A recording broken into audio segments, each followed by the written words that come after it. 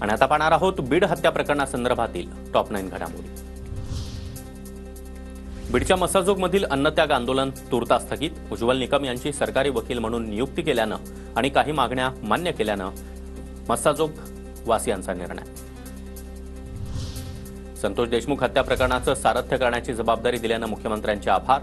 पोलिसांनी आरोपपत्र दाखल केल्यानंतर प्रकरण न्यायालयामध्ये जलद गतीनं चालवणार, उज्ज्वल निकम यांचं आश्वासन। कायदा हा सर्वोच्च आहे आणि निश्चितपणे ज्या वेळेला पोलीस यंत्रणा याच्यातील आरोपपत्र दाखल करतील त्यावेळेला खटल्याचं कामकाज लवकर चालू होईल। राजकारण सोडलं तर वकील म्हणून उज्ज्वल निकमांचं काम उत्तमच। धनंजय देशमुखांचा देखील निकम यांच्यावर विश्वास। प्रकरणातील प्रत्येक मुद्दे ते लावून धरतील। अंजली दमानिया यांच्याकडून विश्वास व्यक्त। असं वाटतं ते अतिशय मुद्देसूद मांडतात आणि न्याय देण्याचा प्रयत्न ते नक्की करतील असं मला देखील वाटत होतं।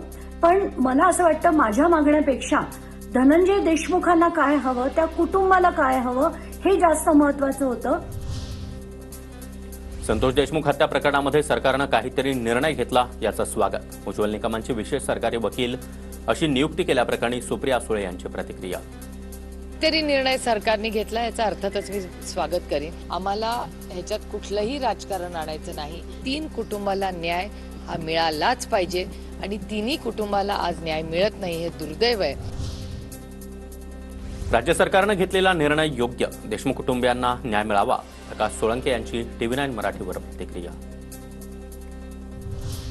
मसाजोगकरांच्या अन्नत्याग आंदोलनाची दखल घ्यावी। आमदार सुरेश धस यांचं मुख्यमंत्री देवेंद्र फडणवीसांना निवेदन। ग्रामस्थांनी केलेल्या 7 मागण्यांचा निवेदनावर उल्लेख।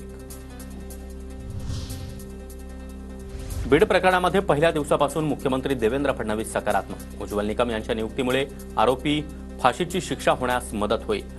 आमदार सुरेश धस यांची प्रतिक्रिया। उज्ज्वल निकम साहेब यांची जी नियुक्ती केलेली आहे ती माझ्या पत्रावर ते केली आणि यामुळं या केस मधले जे आरोपी आहेत हे आता फासावर जाण्यासाठी 100% त्या ठिकाणी मदत होईल। आता अन्नत्याग आंदोलन नाही तर रस्त्यावरची लढाई लढणार। मागण्या मान्य झाल्या नाही तर पुढाऱ्यांना गावात फिरू देणार नाही। अन्नत्याग आंदोलन स्थगित केल्यानंतर मसाजोगच्या ग्रामस्थांची आक्रमक भूमिका। महादेव मुंडे हत्या प्रकरणाच्या चौकशीसाठी विशेष तपास पथकाची स्थापना करा। आमदार सुरेश धस यांची मुख्यमंत्री देवेंद्र फडणवीस यांच्याकडे मागणी। 1.5 वर्षांपूर्वी परळीमध्ये झालेल्या हत्येमागे आकाच असल्याचा धस यांचा आरोप।